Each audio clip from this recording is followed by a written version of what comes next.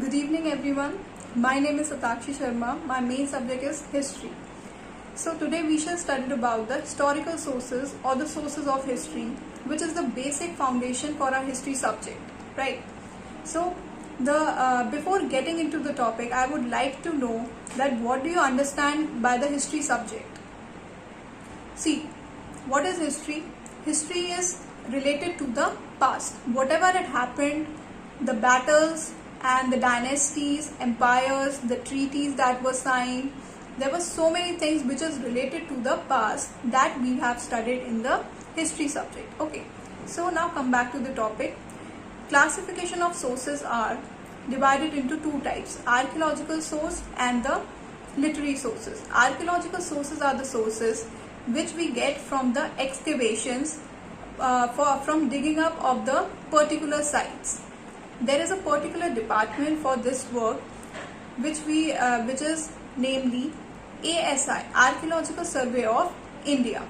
Further, examples of archaeological sources: prashastis, inscriptions, manuscripts, monuments, sculptures, paintings. There are so many examples for archaeological sources which we have get from the excavation sites.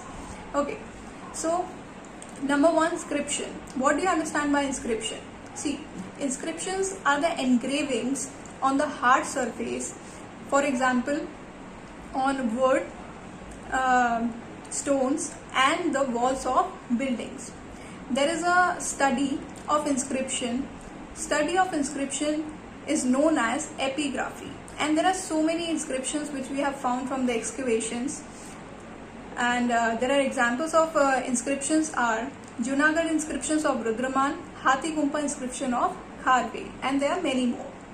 Second one is prashastis. I think by the name of listening this, prashastis means prashansa.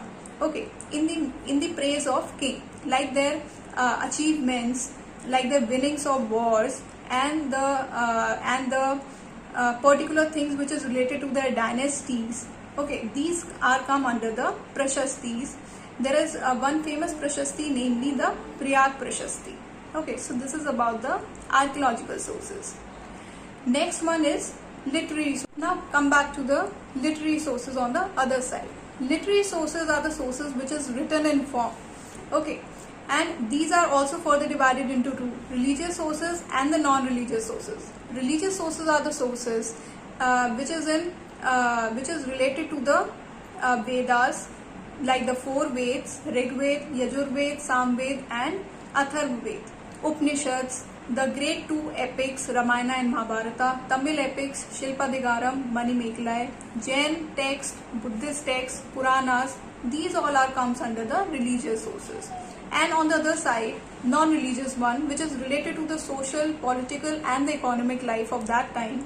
These are Charak Samhita, Ashtadhyay and Panini's Mahabhashya. These are all comes under the non-religious text. Okay, there is a third category for the sources also. These are foreign travelogues. Foreign travelogues are the sources which we have get writings from the foreign travelers who came to India to show their keen interest to know about our Indian cultural heritage, social life, religious life and the political history of India. So they have also, we have found so many number of writings of the foreign travelers, namely Ising, Hwang-Sang, Al-Bruni, Fayan, and there were so many more. For today, this is it. Keep learning. Have a good day. Thank you.